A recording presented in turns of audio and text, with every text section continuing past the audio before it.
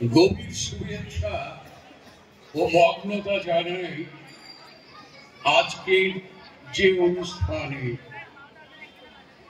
এসে সামনে আছো কিংবা মঞ্চে আছো। আমি প্রাক্তন শিক্ষক।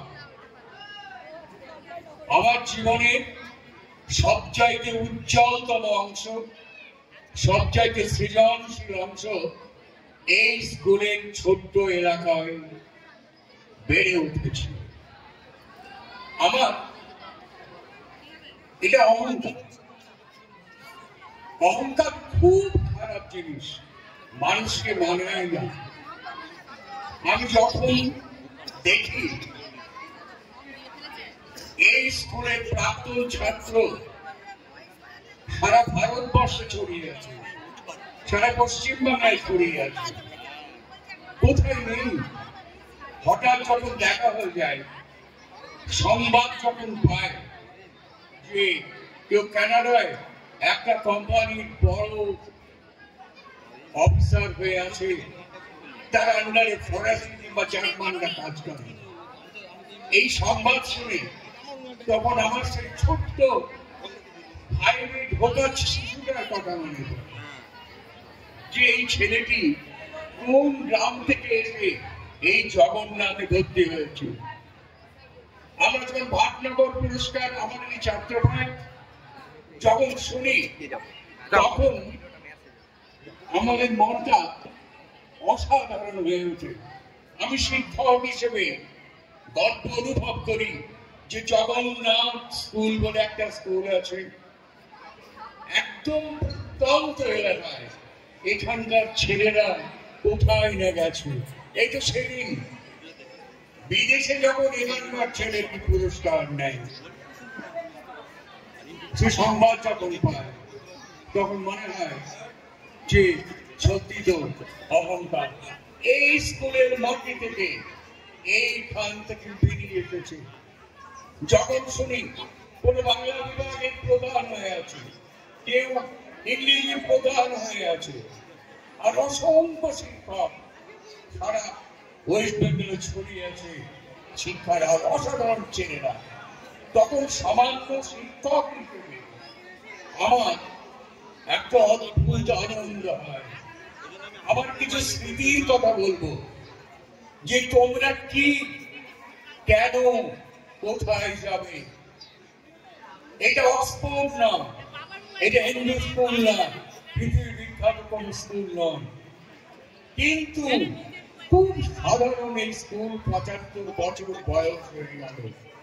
অসামান্য কিছু ছাত্র এখান থেকে বেরিয়েছে। এরাই তো কলকাতা বিশ্ববিদ্যালয়ের ম্যাথে বিভাগীয় প্রদান হয়েছে। এগুলো শুনি আর মগ্ন থাকি। আজকে আমার আনন্দের দিক আমি একটু বলি, তোমরা শোনো। আমি যখন শিক্ষকতায় এলাম, এই যে গেটটা দেখছো, এই গেট দিয়ে আমি প্রবেশ করছি। আমার প্রবীণ শিক্ষক আমাকে বলল, কাহিনীটা শোনো, একটু মন দিয়ে, হইচই করবে না। তিনি রঞ্জিত বাবু বলছে, এত হইচই করে জগন্নাথ স্কুলে প্রবেশ করছো কেন?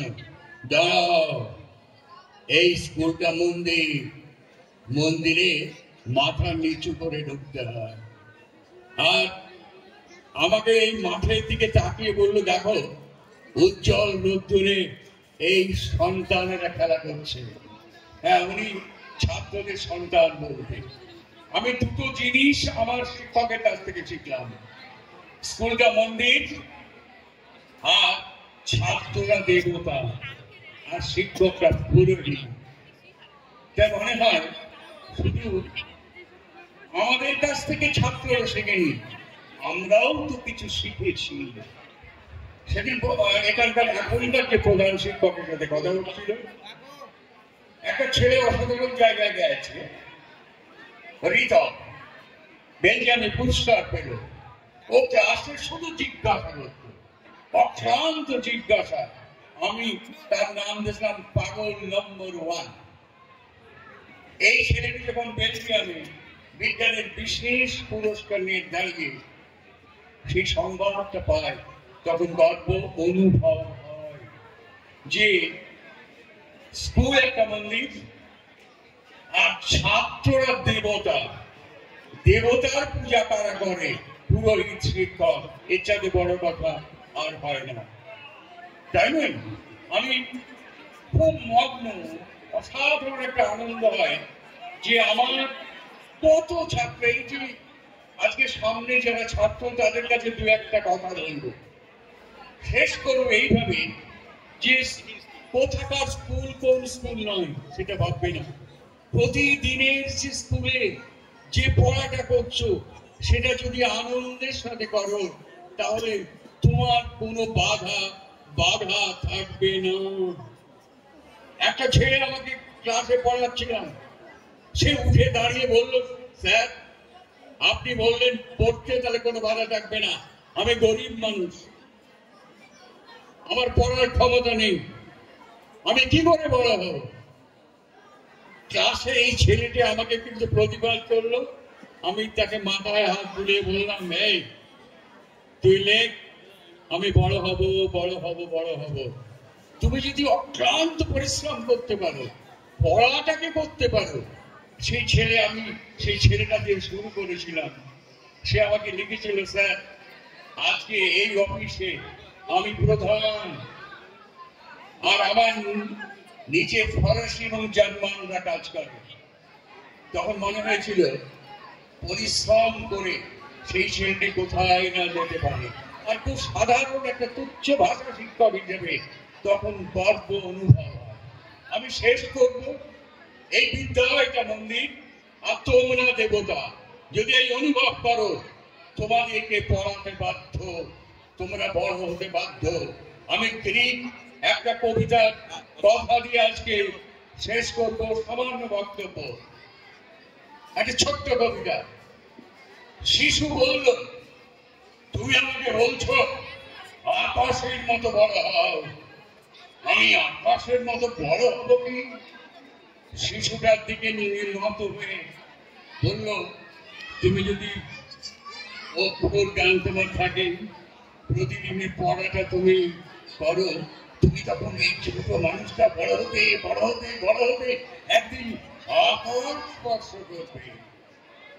আরেকটা শিশু হলে বললেন, শিশু এসে বলল, আমাকে সমুদ্রের মতো অতল বললে কি করে হব? সমুদ্র তো বিশাল, পথ দেখা যায় না। বলে, তুমি প্রতিদিন সকালে আলোর দিকে তাকিয়ে একটা কথা বলবে, তোমার তো একটা শিক্ষার আয়তন আছে, সেখানে যে কটা পাতা তুমি পড়বে না, তুমি যদি পড়ো তুমি যদি পড়ো তুমি যদি পড়ো তুমি নিজেই একদিন সমুদ্র হয়ে যাবে। আরেকজন এসে বললো শিশুকে, এই আলস পর্বতের মতো তুমি অনেক উঁচু হবে, যেখানে দেবতারা বাস করে। শিশু বলল, আমি আলস পর্বত হব, দেবতারা বাস করে, এ কি করে সম্ভব? বলল, তুমি যে বিদ্যালয়ে পড়ো সেটাকে শ্রদ্ধা করো, যে বইগুলো পড়ো শ্রদ্ধা করো, তখন দেখবে পড়তে পড়তে পড়তে একদিন তুমি পাহাড়ের মতো অটল শক্তিমান হবে। এই কাজগুলো কোথায় করে? বিদ্যালয়। আজকে আমি এই শিশুদের সামনে গ্রিকের এই প্রবাদ কবিতাটা বলে আমার সকল আশীর্বাদ দিয়ে শেষ করলাম। তোমরা সবাই ভালো থেকো, ভালো হও, নামি হও।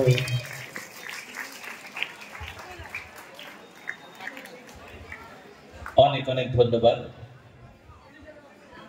এতক্ষণ ধরে যা শুনলাম অরুণবাবুর কাছে, এরপরে কিছু বলা মানে বাতুলতা। সেটা তিনি কি সুন্দর গুছিয়ে কত কিছু শিখিয়ে দিয়ে গেলেন একটা উৎসবের মঞ্চে। আমরা যদি তা ঠিক মতো গ্রহণ করতে পারি তাহলে হয়তো ভেতরটা বদলে গিয়ে নিজেদের আরেকটা পরিচয় তৈরি হবে। যাই হোক, এবারে আমরা চলে যাচ্ছি